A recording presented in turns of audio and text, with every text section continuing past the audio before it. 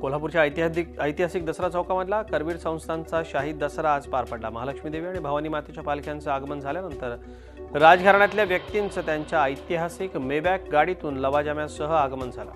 चौकाच्या मध्यभागी असलेल्या शमीचं श्रीमंत छत्रपती शाहू महाराज यांच्या हस्ते पूजन करण्यात आलं। सूर्यास्ताला शाहू महाराजांनी शमीचं पान तोडताच सोनं लुटण्यासाठी कोल्हापूरकरांनी मैदानात एकच धाव घेतली।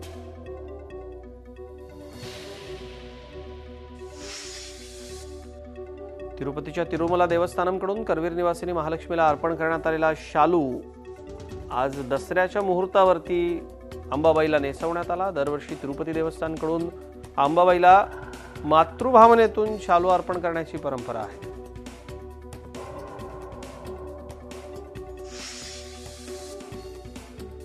पुण्यात सारसबागेसमोर महालक्ष्मी मंदिरात महालक्ष्मीला सोन्याची साडी नेसवण्यात आली आहे। तब्बल 14 किलो वजनाची ही सोन्याची साडी आहे। गेल्या 7 वर्षांपासून अशी सोन्याची साडी महालक्ष्मीला या ठिकाणी नेसवली जाते।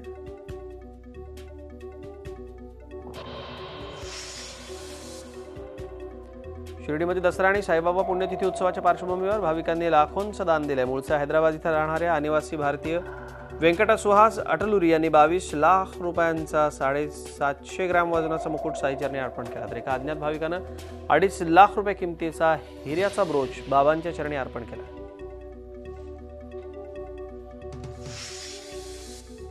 नाशिकचं ग्रामदैवत असलेल्या कालिका मातेच्या मंदिरात दसऱ्यानिमित्त शेकडो नाशिककरांनी गर्दी केली होती। मुंबई नाका परिसरात असलेल्या मंदिराचा अहिल्याबाई होळकरांच्या काळात 1705 मध्ये जीर्णोद्धार करण्यात आला होता। नाशिकचं ग्रामदैवत असलेल्या कालिकेच्या दर्शनाला अलोट गर्दी होती।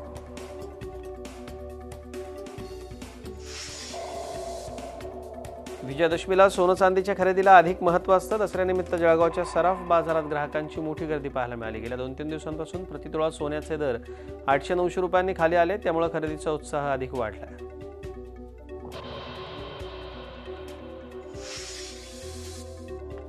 डोंबिवलीत मराठा समाजात जनजागृती करण्याकरता दसऱ्याच्या मुहूर्तावर रॅलीचं आयोजन करण्यात आलं होतं।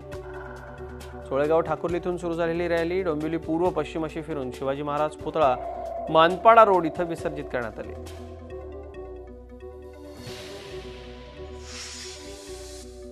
दसऱ्याच्या मुहूर्तावर खानदेशात थंडीची चाहूल लागली आहे। धुळे जिल्ह्यात गेल्या 2 दिवसांपासून अनेक भागात दाट धुकं अनुभवायला मिळतं। अवघ्या 50 फुटांवरचे काही दिसत नाही अशी स्थिती आहे। हे दृश्य अनेकांना सुखावणारं ठरतंय।